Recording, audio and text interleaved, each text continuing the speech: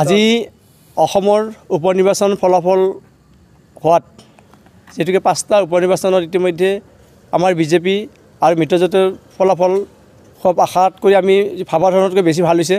এই ক্ষেত্ৰত আমি সকলো অসমৰ জনসাধাৰণৰ লগতে বিহালী চামগুৰি আদিকে ধৰি বঙাইগাঁও চিডলিপ ঢলা এই ঢলাই আটাই সমষ্টিবাসী ৰাইজক মই ধন্যবাদ জ্ঞাপন কৰিছোঁ যে অসমত বিশেষ কৰি বিজেপি নেতৃত্ব চৰকাৰৰ প্ৰতি তেওঁলোক আকৃষ্ট হৈ যেতুকে অসমৰ মুখ্যমন্ত্ৰী মাননীয় হিমন্ত বিশ্ব শৰ্মা ডাঙৰীয়াই যিবিলাক আঁচনি ৰাইজৰ ঠেলি দিছে সকলো ৰাইজে একত্ৰিত হৈ দলে বলে যি ভোট দি বিজেপিক জয়াবৃষ্ট কৰিছে মই সকলো জনসাধাৰণক ধন্যবাদ জ্ঞাপন কৰিছোঁ।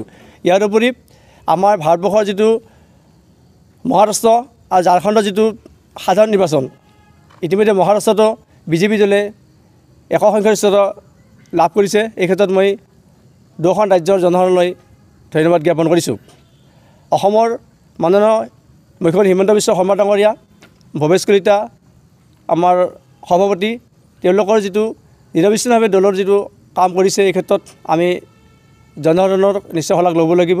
আৰু ইফালে আমাৰ মহাৰাষ্ট্ৰত যিটো আমাৰ সাধাৰণ নিৰ্বাচনত ভাৰতৰ প্ৰধানমন্ত্ৰী ডাঙৰীয়াৰ তেওঁলোকৰ যিটো কৰ্মদক্ষতা ৰাইজে বুজি পাইছে আৰু এই ক্ষেত্ৰত আমাৰ ৰাইজে বিজেপি দলক আঁকোৱালি লৈছে।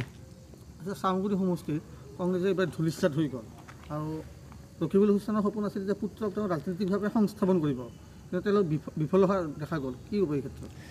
এই ক্ষেত্ৰত আচলতে মূল কথা হৈছে যে অসমৰ যিটো মুখ্যমন্ত্ৰীৰ যিটো বিচক্ষণতা তেওঁৰ যিটো সবকা সাথ সবকা বিকাশৰ যিটো জৰিয়তে যিটো ৰাইজৰ যিটো আমাৰ লৈ আঁচনিবিলাক ঠেলি দিছে এই ক্ষেত্ৰত সংখ্যাগুৰু ৰাইজে বুজি পাইছে যে বিজেপি আচলতে চৰকাৰে প্ৰকৃত অৰ্থত সুশাসন দিব পাৰিব আৰু ৰাইজৰ হকে কাম কৰিব। এই ক্ষেত্ৰত তেওঁলোকে আমাৰ সংখ্যালঘু জনসাধাৰণৰ এইবাৰ বিজেপিৰ সপক্ষে ভোট দিয়াৰ ক্ষেত্ৰত আমাৰ বিজেপিৰ যিটো ডিপ্ল'জন শৰ্মা ডাঙৰীয়াই বিজয় সাব্যস্ত কৰিছে।